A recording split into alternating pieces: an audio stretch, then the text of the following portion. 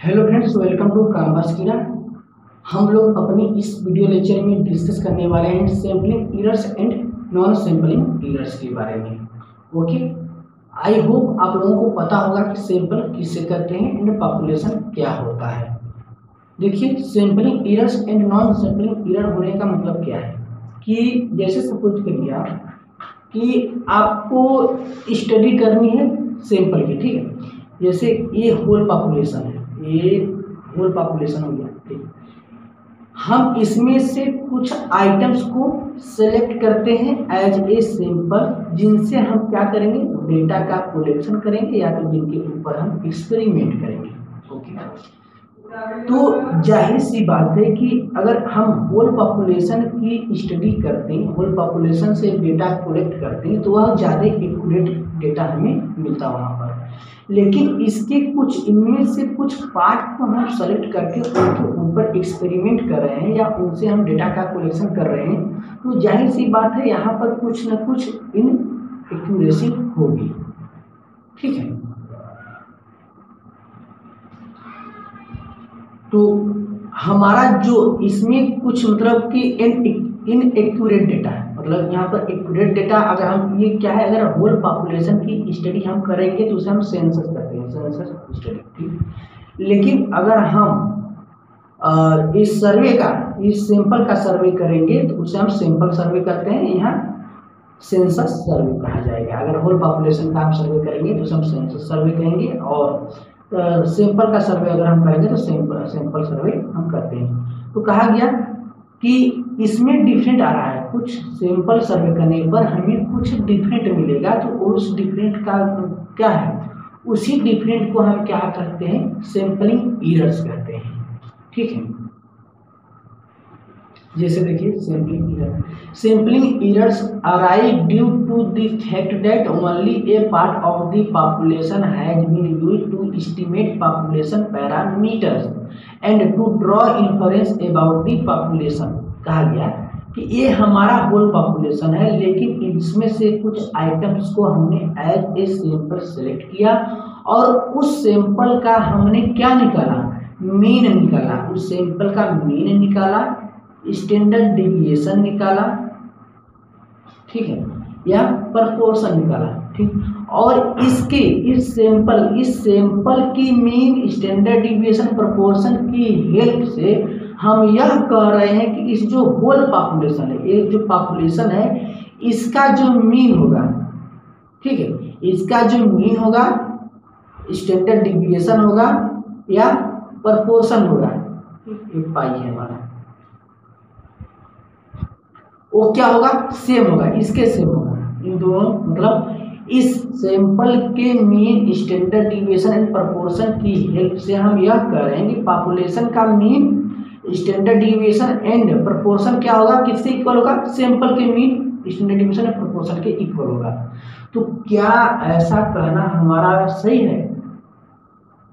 कुछ तो डिफरेंट होगा भाई, होल पॉपुलेशन यहाँ पर है, यहाँ पर पॉपुलेशन का कुछ पार्ट हमने लिया है, ठीक है। तो यहाँ एक क्या हो सकता है, एक ऊपर नीचे हो सकता है, जिसकी वजह से क्या होता है, सैंपलिंग एरर हमारा हो जाता है, सैंपलिंग एरर होता है, मीन्स कि इसमें कुछ ना कुछ इनएक्यूरेसी होती है।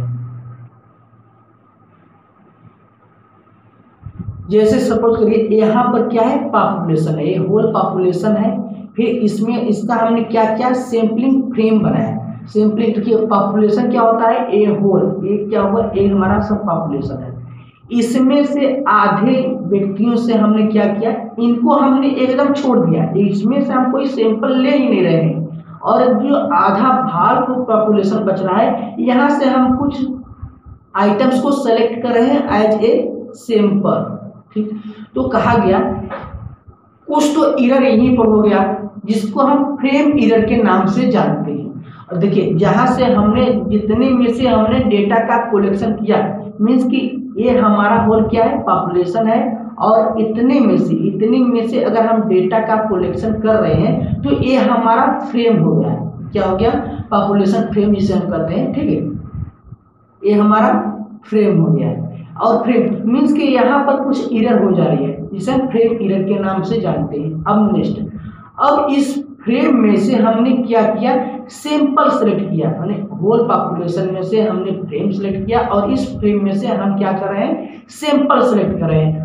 क्योंकि फ्रेम माने फ्रेम्स का कुछ पार्ट हम ले रहे हैं एज ए सैंपल, तो वहां पर भी क्या हो रहा है, चांस इरर होने की पॉसिबिलिटी बन रही है। फिर उसके बाद जो हमने क्या लिया है, फ्रेम लिया है, वहां से हम क्या ले रहे हैं, फिर उसमें से हम सैंपल ले रहे हैं, ठीक है, तो हमारा चांस इरर बनेगा। फिर जो हमने सैंपल लिया, ये नीले रंग का जो सैंपल है, इनमें से कुछ व्यक्तियों पर हमने क्या किया, रिस्पॉन्स किया है, ठीक। सैंपल जितने नंबर्स ऑफ आइटम को हम एज ए सैंपल लिए हैं, क्या सभी से हमें डेटा को हम कलेक्ट कर सकते हैं, सभी से हम डेटा कलेक्ट कर सकते हैं, नहीं, सभी से हम डेटा कलेक्ट नहीं कर सकते हैं, ठीक है। तो कुछ लोगों से हम डेटा नहीं कलेक्ट कर पाएंगे, उसकी वजह से भी कुछ होता है, एरर आता है, जिसे हम रिस्पांस एरर कहते हैं। और इन सब को सैंपलिंग एरर में क्या होता है, frame error, chance error, response error को मिलाकर हम क्या करते हैं, सैंपलिंग एरर कहते हैं। अब नॉन सैंपलिंग एरर्स क्या होता है, other than sampling errors, sampling errors को छोड़कर जो एरर्स आते हैं वो हमारे नॉन सैंपलिंग एरर्स होते हैं। और नॉन सैंपलिंग एरर्स जो होता है वह चाहे हम सेंसस सर्वे करें चाहे सैंपल सर्वे करें, दोनों में होता है, इसको हम इलिमिनेट नहीं कर सकते हैं। Non sampling errors arise at the stage of collection and preparation of data and thus are present in both the sample survey as well as census survey, इन दोनों में प्रेजेंट होता है non sampling error. Thus the data obtain in census survey is free from sampling error. लेकिन अगर हम sampling error मतलब census survey करते हैं तो वहां पर सैंपलिंग एरर नहीं पाया जाता, क्योंकि हम होल पॉपुलेशन की स्टडी कर रहे हैं, ठीक। Non sampling errors can be reduced by defining the sampling unit frame and the population correctly and by employing efficient people in the investigation। अब आप लोगों को एक चीज और बता देते हैं सैंपलिंग एरर के बारे में। जैसे जैसे हम सैंपल साइज इंक्रीज करते हैं, सैंपल साइज को बढ़ाते हैं, नॉन सैंपलिंग एरर क्या होती है, हमारी रिड्यूस होती है, कम होती है। यानी सैंपल साइज अगर हम इंक्रीज कर रहे हैं तो हमारी सैंपलिंग एरर जो होती है डिक्रीज हो जाएगी। इसी तरह अगर हमारा पॉपुलेशन अगर होमोजीनियस होगा तो सैंपलिंग एरर्स कम होंगे, ठीक है। लेकिन अगर हमारा पॉपुलेशन हेट्रोजीनियस होगा तो वहां पर सैंपलिंग एरर्स होने की पॉसिबिलिटी बहुत ज़्यादा होती है, ठीक। तो हम अपने इस वीडियो लेक्चर में यहाँ देखिए टोटल एरर्स के बारे में भी बताया गया। Total error means sampling error plus non sampling error, ठीक। इसे हम क्या करते हैं, टोटल एरर। और सैंपलिंग एरर को हम फाइंड आउट कैसे करेंगे, कैसे हमें पता चलेगा कि इस सैंपल जो हमने सेलेक्ट किया है उसमें इतना सैंपलिंग एरर है, ठीक, कैसे पता चलेगा, कहा गया उसके लिए आपको पढ़ना होगा स्टैंडर्ड एरर। स्टैंडर्ड एरर बताएगा सैंपलिंग एरर के बारे में, सैंपलिंग एरर कितना है, ओके। तो हम अपने इस वीडियो लेक्चर को यहीं पर एंड कर देते हैं। तब तक के लिए थैंक यू, बाय बाय।